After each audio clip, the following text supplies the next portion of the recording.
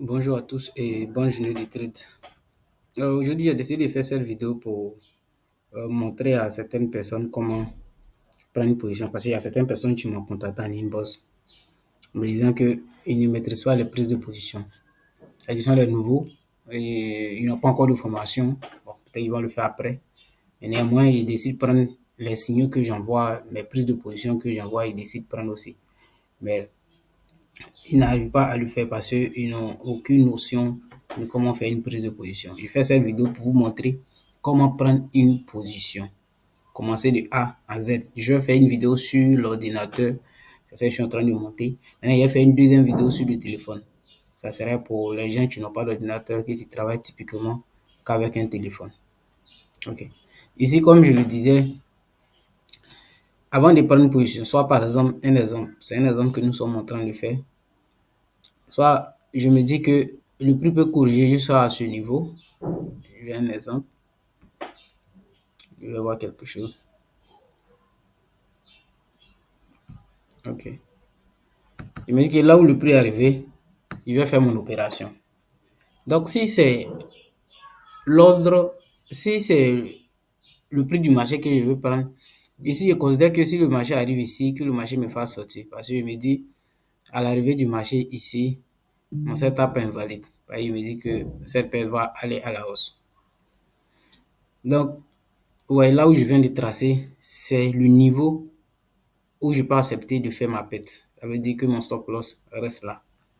Donc, vu que je vais prendre le prix du marché, je clique là où le prix est arrivé et je tire pour venir vers ce trait-là pour savoir combien de pips nous avons. Ouais, au milieu ici, où j'ai mis, quand j'ai tiré, où j'ai mis sur ce trait en noir, ouais, il y a un chiffre 3 qui est là. Après ça, ils ont mis une barre et puis ils ont mis 297. Ce sont les 297 qui nous intéressent. Mais les 297, c'est 297 micropips. Nous, on a besoin de pips. Donc, on va prendre les 29 avec 29 pips. Ça veut dire de notre entrée jusqu'au niveau de notre stop loss, ça va faire 29 pips. Ça, c'est dans une position d'achat qu'on fait ça.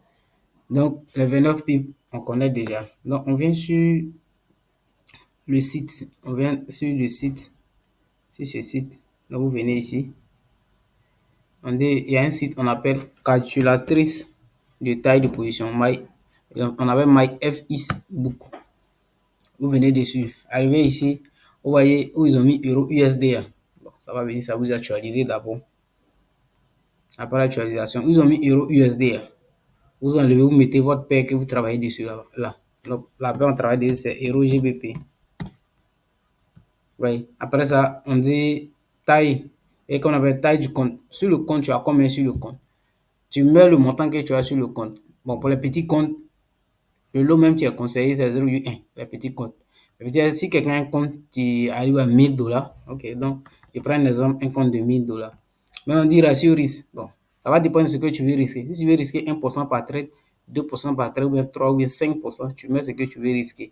Donc moi, je vais risquer 1%, donc je mets le 1%. On dit stop loss pip. Stop loss pip, c'est ce qu'on vient de calculer là-bas. Ça faisait 29 pips. Donc tu écris les 29 pips. Mais ici, on demande taille de transaction. Tu veux faire combien de transactions sur cette position? On va prendre une seule position sur cette transaction. Donc, après ça, tu descends, tu cliques sur calculer. Après calculer, voilà, on dit ce que tu vas perdre, 10 $ au cas où ton trade ne rentre pas. Maintenant, on dit dimensionnement. C'est-à-dire le lot, on dit que tu dois prendre lot 0,03. Donc, c'est lot 0,03 que tu dois prendre. Donc là, tu retournes sur ton application.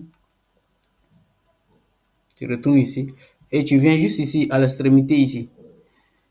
Où ils ont mis Euro GBP en H1. Il y a une petite flèche qui descend là. Tu cliques sur cette flèche.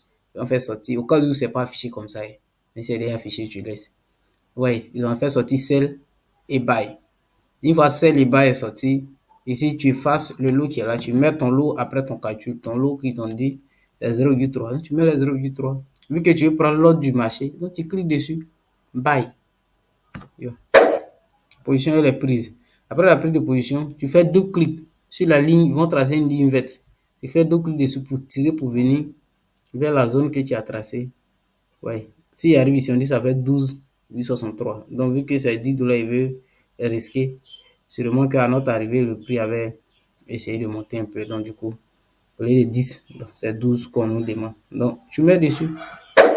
Après ça, tu places ton TP. Ton TP, il faut au moins chercher à prendre au moins deux fois ce que tu as risqué.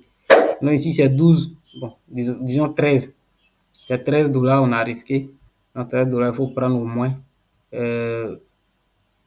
26 $. Il y a 26 $ ou même plus. Donc, souvent aussi, ça dépend des résistances. Si c'est une résistance, c'est une zone susceptible de rejeter le prix. Donc, peut-être que on peut s'arrêter là.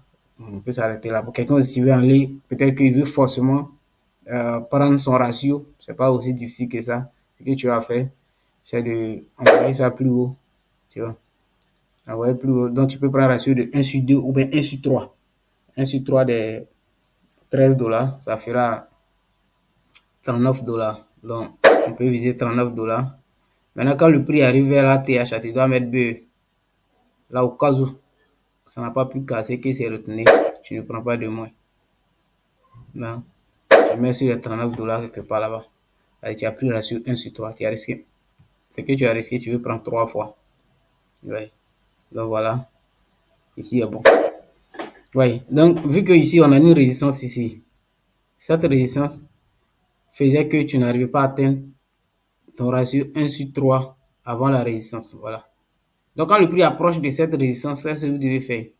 Vous devez fermer, et vous devez, j'ai dit fermer, vous devez soulever. Oui, ça, c'est votre stop là. Vous devez soulever pour venir mettre là où vous avez pris votre position pour sécuriser cette position. Il ne faudrait pas qu'après les gains, on va te donner moins. Tu sécurises, tu mets juste au-dessus de ta prise de position. Là, au cas où la résistance a rejeté le prix, tu ne prends pas de moins. Ça, tu acceptes de ne pas avoir de profit. Là, si ça casse aussi, ça va atteindre ton objectif. D'accord, voilà un peu la prise de position sur l'ordinateur. Maintenant, après, je vais faire pour le téléphone aussi. Merci bien et on ensemble.